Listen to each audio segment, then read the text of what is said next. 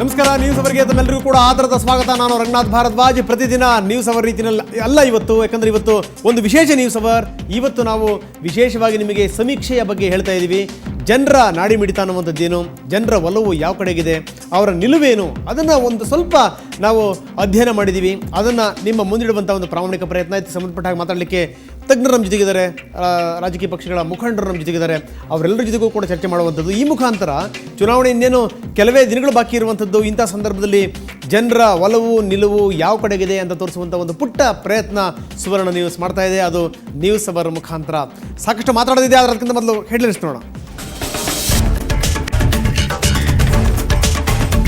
ಯಾವ ಪಕ್ಷದ ಕಡೆ ಒಲವು, ಯಾವ ನಾಯಕರ ಪರ ನಿಲುವು, ಮುಖ್ಯಮಂತ್ರಿ ಆಗೋರು ಯಾರು, ಅಧಿಕಾರ ನಡೆಸೋರು ಯಾರು?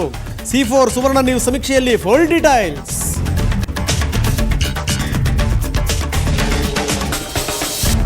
ಇನ್ನೂ ಸರಿ ಹೋಗಿಲ್ಲ ಅಂಬರೀಶ್ ಕೃಷ್ಣ ಕಾದಾಟ. ಯುವರಾಜನ ಎದುರೇ ಬಯಲಾಯಿತು ಮುಸುಕಿನ ಗುದ್ದಾಟ. SM ಕೃಷ್ಣ ಜೊತೆ ವೇದಿಕೆ ಹಂಚಿಕೊಳ್ಳಿಕ್ಕೆ ಅಂಬಿ ಪರದಾಟ.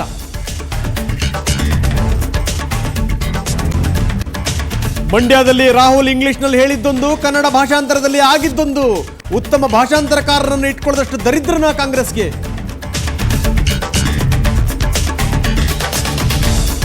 ಪ್ರೆಸ್ ಮೀಟ್ನಲ್ಲಿ ಫುಲ್ ಇಂಗ್ಲಿಷ್ ಟಾಕಿಂಗ್, ಪ್ರಚಾರದ ವೇಳೆ ಬರೀ ತಮಿಳಿನಲ್ಲಿ ಸ್ಪೀಕಿಂಗ್. ಲಕ್ಕಿ ಸ್ಟಾರ್ ರಮ್ಯಾ ನಾಲಿಗೆನಲ್ಲಿ ಪಾಪ ಕನ್ನಡನೇ ಮಿಸ್ಸಿಂಗ್. ನಿನ್ನೆ ಒಂದು ಪಕ್ಷ ಇವತ್ತೊಂದು ಪಕ್ಷ. Crazy star Kichcha Sudeep double acting ಅಬ್ಬರ. ಸ್ನೇಹಿತರ ಹೆಸರಲ್ಲಿ ಸ್ಟಾರ್ಗಳ ಭರ್ಜರಿ ಪ್ರಚಾರ.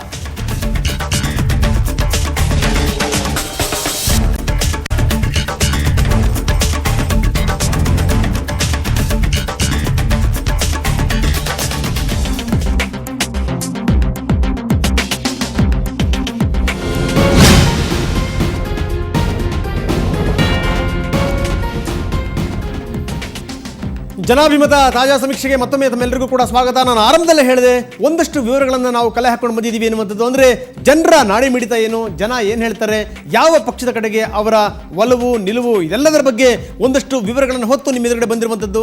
ನಮ್ಮ ಜೊತೆ ಮಾತಾಡಲಿಕ್ಕೆ ತಜ್ಞರಿದ್ದಾರೆ, ರಾಜಕೀಯ ಪಕ್ಷಗಳ ಮುಖಂಡರಿದ್ದಾರೆ.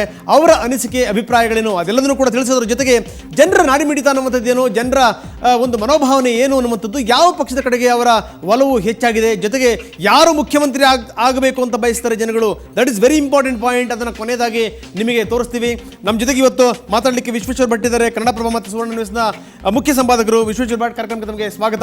ಮತ್ತೊಬ್ಬರಿದ್ದಾರೆ BK ಹರಿಪ್ರಸಾದ್, ಕಾಂಗ್ರೆಸ್ನ ಹಿರಿಯ ಮುಖಂಡರು, ಪ್ರಭಾವಿ ನಾಯಕರು. ಹರಿಪ್ರಸಾದ್ ಜಿ, ತಮಗೂ ಕೂಡ ಕಾರ್ಯಕ್ರಮಕ್ಕೆ ಸ್ವಾಗತ. ಮತ್ತೊಬ್ಬರಿದ್ದಾರೆ KJP ಮುಖಂಡ ಶ್ರೀನಿವಾಸ್ ಜಿ, ತಮಗೂ ಕೂಡ ಕಾರ್ಯಕ್ರಮಕ್ಕೆ ಸ್ವಾಗತ. ಇನ್ನು JDS ಮುಖಂಡ ಪ್ರಭಾಕರ್ ನಮ್ಮ ಜೊತೆಗಿದ್ದಾರೆ. ಪ್ರಭಾಕರ್ ಜಿ, ತಮಗೂ ಕೂಡ ಕಾರ್ಯಕ್ರಮಕ್ಕೆ ಸ್ವಾಗತ. ಪ್ರಶಾಂತ್ ನಾಥು ನಮ್ಮ ಜೊತೆಗಿದ್ದಾರೆ, ದೆಹಲಿ ಬ್ಯೂರೋ ಮುಖ್ಯಸ್ಥರು, ಸುವರ್ಣ ನ್ಯೂಸ್. ಪ್ರಶಾಂತ್, ತಮಗೂ ಕೂಡ ಕಾರ್ಯಕ್ರಮಕ್ಕೆ ಸ್ವಾಗತ. ಇನ್ನು ಸ್ವಲ್ಪ ಹೊತ್ತಿಗೆ BJP ಹಿರಿಯ ನಾಯಕ DB ಚಂದ್ರೇಗೌಡರು ಕೂಡ ನಮ್ಮ ಜೊತೆ ಜಾಯ್ನ್ ಆಗ್ತಾರೆ. ಅವರ ಅನಿಸಿಕೆ ಅಭಿಪ್ರಾಯಗಳನ್ನು ಕೇಳೋಣ. ಇನ್ನು ಸಮೀಕ್ಷೆಯ ಪಾಯಿಂಟ್ಗಳೇನು ಅದನ್ನು ನಿಮಗೆ ತೋರಿಸಲೇಬೇಕು. ನಾವು ಎಲ್ಲ ವಿವರಗಳನ್ನು ನಾವು ಕಲೆ ಹಾಕಿದ್ದೀವಿ. ಮೊದಲು ನಾನು ಸಮೀಕ್ಷೆಯನ್ನು ಆರಂಭ ಮಾಡೋಕ್ಕಿಂತ ಮೊದಲು C4 ಮತ್ತು ಕನ್ನಡಪ್ರಭ, C4 ಮತ್ತು ಸುವರ್ಣ ನ್ಯೂಸ್ನ ಈ ಸಮೀಕ್ಷೆ ನಡೆದದ್ದು ಹೇಗೆ, ಎಲ್ಲೆಲ್ಲಿ ಯಾವ್ಯಾವ ರೀತಿಯ ಸ್ಯಾಂಪಲ್ಗಳನ್ನು ಇವರು ತಯಾರು ಮಾಡಿದರು, ಜೊತೆಗೆ ಯಾವ್ಯಾವಾಗ ಈ ಸಮೀಕ್ಷೆ ಬಂತು, ಇದರ ವಿವರಗಳೇನು, ಬನ್ನಿ ನಾನು ಆರಂಭ ಮಾಡ್ತಾ ಇದ್ದೀನಿ ವಿಶ್ವೇಶ್ವರ್ ಭಟ್ರಿಂದ. ವಿಶ್ವೇಶ್ವರ್ ಭಟ್ರೆ, ದಯವಿಟ್ಟು ಹೇಳಿ, ಏನು ಅಂದರೆ ಈ ಒಂದು ಒಟ್ಟಾರೆ ಸಮೀಕ್ಷೆ ನಡೆದದ್ದು ಹೇಗೆ ಅನ್ನುವಂಥದ್ದು. ರಂಗನಾಥ್, ಇದು ಅತ್ಯಂತ ಮಹತ್ವದ ಸಮೀಕ್ಷೆ. C4 ಈಗಾಗಲೇ ಚುನಾವಣಾ ಸಮೀಕ್ಷೆ ನಡೆಸುವುದರಲ್ಲಿ ಒಂದು ದೊಡ್ಡ ಮೈಲಿಗಲ್ಲನ್ನು ಸ್ಥಾಪಿಸಿದೆ. ಹಿಂದಿನ ಚುನಾವಣೆಯಲ್ಲೂ ಕೂಡ C4 95% ನಿಖರವಾದಂಥ ಒಂದು ಫಲಿತಾಂಶವನ್ನು ಕೊಟ್ಟಂಥ ಸಮೀಕ್ಷಾ ಸಂಸ್ಥೆ. ಈ ಸಲ ನಾವು ಏಪ್ರಿಲ್ 20ರಿಂದ 28ರ ಅವಧಿಯಲ್ಲಿ ಈ ಸಮೀಕ್ಷೆಯನ್ನು ನಾವು ನಡೆಸಿರುವಂಥದ್ದು. ಪ್ರಾಯಶಃ ಬೇರೆ ಯಾವ ಸಮೀಕ್ಷೆಗಳು ಕೂಡ ಇಷ್ಟೊಂದು ನಿಖರ ಆಗಲಿಕ್ಕೆ ಈ ಕಾರಣದಿಂದ ಸಾಧ್ಯ ಆಗಲಿಕ್ಕಿಲ್ಲ. ಯಾಕೆಂತಂದರೆ ಏಪ್ರಿಲ್ 20 ಅಭ್ಯರ್ಥಿಗಳ ಕೊನೆಯ ಪಟ್ಟಿ ಸಿದ್ಧವಾಗಿತ್ತು. 28ರ ಒಳಗಡೆಗೆ ಸಾಮಾನ್ಯವಾಗಿ ಎಲ್ಲ ಪಕ್ಷಗಳ ಪ್ರಣಾಳಿಕೆಯೂ ಕೂಡ ಬಿಡುಗಡೆ ಆಗಿತ್ತು. ಅಂದರೆ ಇಡೀ ಕರ್ನಾಟಕ 20ರಿಂದ 28ರ ಅವಧಿಯಲ್ಲಿ, ಏಪ್ರಿಲ್ 20ರಿಂದ 28ರ ಅವಧಿಯಲ್ಲಿ ಸಂಪೂರ್ಣವಾಗಿ ಒಂದು ಚುನಾವಣಾ ಕಣಕ್ಕೆ ಸಿದ್ಧವಾಗಿತ್ತು. ಅಂಥ ಒಂದು ಸಂದರ್ಭದಲ್ಲಿ ನಡೆಸಿದಂಥ ಒಂದು ಸಮೀಕ್ಷೆ ಇದು. ಈ ಸಮೀಕ್ಷೆಯಲ್ಲಿ C4 ಸಂಸ್ಥೆ ಸುಮಾರು 6112 ಜನರನ್ನು, ಸಾಮಾನ್ಯವಾಗಿ ಎಲ್ಲ ಸಮೀಕ್ಷೆಗಳಲ್ಲಿ ಸುಮಾರು ಒಂದು 2000 ಅಥವಾ 3000 ಸ್ಯಾಂಪಲ್ಗಳನ್ನು, ಅಂದರೆ ಅಷ್ಟು ಜನರನ್ನು ಇಂಟರ್ವ್ಯೂ ಮಾಡುವಂಥದ್ದು ಸಹಜ. ಆದರೆ ಈ ಸಲ ನಮ್ಮ ಸ್ಯಾಂಪಲ್ ಸೈಜ್ ಬಹಳ ದೊಡ್ಡದಾಗಿದೆ. 6112 ಮತದಾರರನ್ನು ನಾವು ಸಂಪರ್ಕ ಮಾಡಿದ್ದೀವಿ.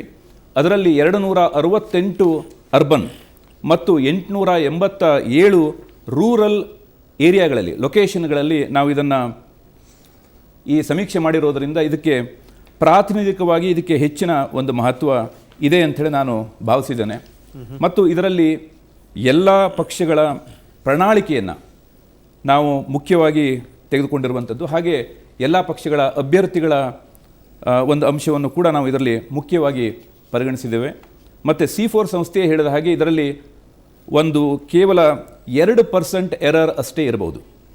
ಅಂದರೆ ನಾವು ಕೊಡುವಂತಹ ಏನು ಅಂತಿಮ ಫಲಿತಾಂಶ ಏನಿದೆ ಇದು ಹೆಚ್ಚು ಕಡಿಮೆ ನಿಖರವಾದಂಥದ್ದು ಮತ್ತು ಮೇ 8ಕ್ಕೆ ಬರುವಂತಹ ಫಲಿತಾಂಶಕ್ಕೆ ಬಹಳ ಹತ್ತಿರ ಇರುವಂಥದ್ದು ಅಂತೇಳಿ ನಾನು ಹೇಳಲಿಕ್ಕೆ ಇಷ್ಟಪಡ್ತೇನೆ. ಎಸ್, ನೀವು ಹೇಳಿದ್ದು ಅಕ್ಷರಶಃ ನಿಜ. ಯಾಕಂದರೆ ಇಲ್ಲಿ ತನಕ ಈ ಹಿಂದೆ ಏನೇನು ಸಮೀಕ್ಷೆಗಳನ್ನು ನಾವು ಕೊಟ್ಟಿದ್ದೀವಿ, ಸುವರ್ಣ ನ್ಯೂಸ್ C4 ಸಂಸ್ಥೆಯ ಜೊತೆಗೂಡಿ ನಾವೇನು ಕೊಟ್ಟಿರುವಂಥದ್ದಿದೆ ಅದು ಬಹಳ ನಿಖರವಾಗಿದೆ ಅನ್ನುವಂಥದ್ದು. CNN IBN ಕೂಡ ಇದಕ್ಕೆ ಸಂಬಂಧಪಟ್ಟ ಹಾಗೆ ಒಂದು ವಿಶೇಷ ಸಂಚಿಕೆಯನ್ನೇ ಪ್ರಕಟಿಸಿದೆ.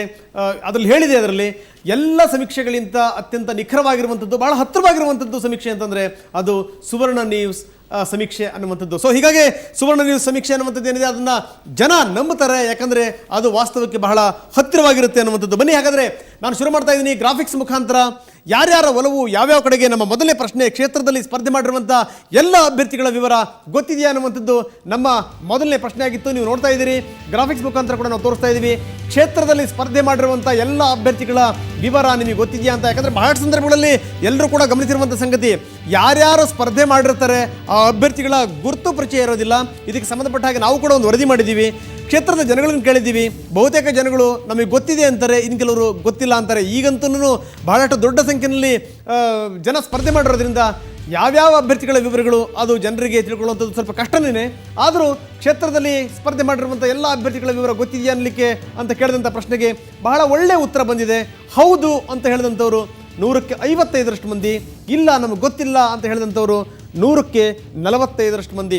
ಬಹುಶಃ 100ಕ್ಕೆ 45ರಷ್ಟು ಮಂದಿ ಇವರು ಏನಿದ್ದಾರೆ, ಇವರೇ ಏನಾದರೂ ಓಟ್ ಹಾಕೋರಾದರೆ ಅಥವಾ ಇವರ ಮತಗಳು ಅನ್ನುವಂಥದ್ದೇ ನಿರ್ಣಾಯಕ ಆಗಿಬಿಟ್ರೆ ಯಾವ ಅಭ್ಯರ್ಥಿಗಳು ಆಯ್ಕೆ ಆಗಬಹುದು ಅನ್ನುವಂಥದ್ದು ಇಲ್ಲಿ ಹೇಳುವಂಥ ಪ್ರಮುಖವಾದಂಥ ಪ್ರಶ್ನೆಯಲ್ಲಿ ಅಂತೂ ಹೌದು ಅಂತ ಹೇಳಿರುವಂಥವ್ರು 100ಕ್ಕೆ 55ರಷ್ಟು ಜನ. ಬನ್ನಿ ಮುಂದಿನ ಪಾಯಿಂಟ್ ಯಾವ್ದು ನೋಡೋಣ. ಹಾಲಿ ಶಾಸಕರ ಕಾರ್ಯಸಾಧನೆ ನಿಮಗೆ ತೃಪ್ತಿಕರವಾಗಿದೆ ಅನ್ನುವಂಥದ್ದು ಕಳೆದ ಬಾರಿ ಕೇಳಿದಂಥ ಸಂದರ್ಭದಲ್ಲಿ ಬಹಳ ನೀರಸವಾದಂಥ ಉತ್ತರವನ್ನು ಜನ ಕೊಟ್ಟಿದ್ದರು. ನಿಜಕ್ಕೂ ಖಂಡಿತವಾಗಲೂ ನಮಗೆ ನಂಬಿಕೆ ಇಲ್ಲವೇ ಇಲ್ಲ ಅನ್ನುವಂಥ ಒಂದು ಮನೋಭಾವನೆಯನ್ನು ವ್ಯಕ್ತಪಡಿಸಿದರು. ಈಗ ಬಹಳ ಇಂಪ್ರೂವ್ಮೆಂಟ್ ಇದೆ ಅಂತ ಅನ್ಸೋದಿಲ್ಲ, ಆದರೆ ಒಂದು ಸ್ವಲ್ಪ ಇಂಪ್ರೂವ್ಮೆಂಟ್ ಕಾಣ್ತಾ ಇದೆ. ತುಂಬ ಚೆನ್ನಾಗಿದೆ ಅಂತ ಹೇಳಿದಂಥವ್ರು 100ಕ್ಕೆ 10ರಷ್ಟು ಮಂದಿ, ಪರವಾಗಿಲ್ಲ ಅಂತ ಹೇಳಿದಂಥವ್ರು 100ಕ್ಕೆ 31ರಷ್ಟು ಜನ. ಸೊ ಎರಡೂ ಸೇರಿಸಿದ್ರೆ ಒಂದು 41% ಜನ ಮಾತ್ರ ಎಲ್ಲೋ ಒಂದು ಕಡೆಗೆ ಈಗಿರುವಂಥ ಹಾಲಿ ಶಾಸಕರ ಕಾರ್ಯವೈಖರಿಯ ಪರವಾಗಿ ಇರೋದು ಕಾಣುತ್ತೆ. ಚೆನ್ನಾಗಿಲ್ಲ ಅಂತ ಹೇಳಿದಂಥವ್ರ ಸಂಖ್ಯೆ 100ಕ್ಕೆ 59% ಜನ. ಅಂದರೆ ಬಹುತೇಕ ಜನಗಳಿಗೆ ಈಗ ಹಾಲಿ ಶಾಸಕರ ಕಾರ್ಯಸಾಧನೆ ಅನ್ನುವಂಥದ್ದೇನಿದೆ ಆ ಕಾರ್ಯಸಾಧನೆಯ ಬಗ್ಗೆ ಖಂಡಿತವಾಗಲೂ ಅವರಿಗೆ ತೃಪ್ತಿ ಇಲ್ಲ ಅನ್ನುವಂಥದ್ದು ಇದರಿಂದ ಬಹಳ ಸ್ಪಷ್ಟವಾಗಿ ಗೋಚರ ಆಗುತ್ತೆ. ಮುಂದಿನ ಪಾಯಿಂಟನ್ನು ನೋಡೋಣ. ಹಾಲಿ ಶಾಸಕರೇನಿದ್ದಾರೆ, ಹಾಲಿ ಶಾಸಕರಿಗೆ ನೀವು ವೋಟ್ ಹಾಕ್ತೀರಾ ಅಂತ. ಆದರೂ ಎಲ್ಲರ ಕಡೆ ನೋಡಿ ಆ ಒಲವು ಅನ್ನುವಂಥದ್ದು, ಯಾಕಂದರೆ ಕೆಲವರು ಪರಿಚಯದಲ್ಲಿರ್ಬೋದು, ಕೆಲವರು ಕಾರ್ಯಸಾಧನೆ ಜನಗಳಿಗೆ ಇಷ್ಟ ಆಗಿರ್ಬೋದು. ಹೌದು, ಹಾಲಿ ಶಾಸಕರಿಗೆ ನಾವು ವೋಟ್ ಹಾಕ್ತೀವಿ ಅಂತ ಹೇಳಿದಂಥವ್ರು 100ಕ್ಕೆ 40ರಷ್ಟು ಜನ ಹೇಳ್ತಾರೆ ನಾವು ವೋಟ್ ಹಾಕ್ತೀವಿ ಅನ್ನುವಂಥದ್ದು. ಇಲ್ಲ, ಯಾವುದೇ ಕಾರಣಕ್ಕೂ ನಾವು ವೋಟ್ ಹಾಕಲ್ಲ ಅಂತ ಹೇಳಿದಂಥವ್ರು 34% ಜನ. ಇನ್ನೂ ಕೂಡ ನಿರ್ಧಾರ ಮಾಡಿಲ್ಲ ಅಂತ ಹೇಳುವಂಥವ್ರು 100ಕ್ಕೆ 26% ಜನ. ಎಲ್ಲೋ ಒಂದು ಕಡೆಗೆ ಎಷ್ಟೇ ಅಸಮಾಧಾನ ಇದ್ದರೂ ಕೂಡ ದೊಡ್ಡ ಪ್ರಮಾಣದಲ್ಲೇ ಜನರು ಹಾಲಿ ಶಾಸಕರಿಗೆ ವೋಟ್ ಹಾಕ್ತೀವಿ ಅನ್ನುವಂಥ ಮಾತನ್ನು ಹೇಳಿದ್ದಾರೆ. ಅದು 100ಕ್ಕೆ 40ರಷ್ಟು ಜನ ನಾವು ಹಾಲಿ ಶಾಸಕರಿಗೆ ವೋಟ್ ಹಾಕ್ತೀವಿ ಅನ್ನುವಂಥದ್ದು. ಒಂದು ಲೆಕ್ಕದಲ್ಲಿ ಅಸಮಾಧಾನ ಕೂಡ ಇದೆ, ಜೊತೆಗೆ ಎಲ್ಲೋ ಒಂದು ಕಡೆಗೆ ಏನು ಅಂತಂದರೆ ಒಂದಷ್ಟು ಒಲವು ಕೂಡ ಕಂಡು ಬರ್ತಾ ಇದೆ. ಬಹಳ ದೊಡ್ಡ ಪ್ರಮಾಣದಲ್ಲಿ ಅಂತ ಅನ್ನಿಸ್ತಿದ್ರು ಕೂಡ ಹಾಲಿ ಶಾಸಕರ ಪರವಾಗಿ 100ಕ್ಕೆ 40ರಷ್ಟು ಜನ ನಿಂತಿರುವಂಥದ್ದು. ಇದಕ್ಕೆ ಸಂಬಂಧಪಟ್ಟ ಚರ್ಚೆ ಮಾಡೋಣ. ತಜ್ಞರು ನಮ್ಮ ಜೊತೆಗಿದ್ದಾರೆ, ರಾಜಕೀಯ ಮುಖಂಡರು ನಮ್ಮ ಜೊತೆಗಿದ್ದಾರೆ. ಅವರ ಅನಿಸಿಕೆ ಅಭಿಪ್ರಾಯಗಳನ್ನು ಕೇಳೋಣ. ಆದರೆ ಅದಕ್ಕಿಂತ ಮೊದಲು ಒಂದು ಪುಟ್ಟ ವಿರಾಮದ ಸಮಯ. ವಿರಾಮದ ಬಳಿಕ ನಮ್ಮ ಚರ್ಚೆಯನ್ನು ನಾವು ಆರಂಭ ಮಾಡ್ತೀವಿ. ಯಾರ್ಯಾರ ಅನಿಸಿಕೆ ಅಭಿಪ್ರಾಯಗಳೇನು, ರಾಜಕೀಯ ಮುಖಂಡರ ಒಲವು ನಿಲುವೇನು, ಅದರ ಬಗ್ಗೆ ಮಾತಾಡೋಣ. ಆದರೆ ಅದಕ್ಕಿಂತ ಮೊದಲು ಒಂದು ಪುಟ್ಟ ವಿರಾಮ.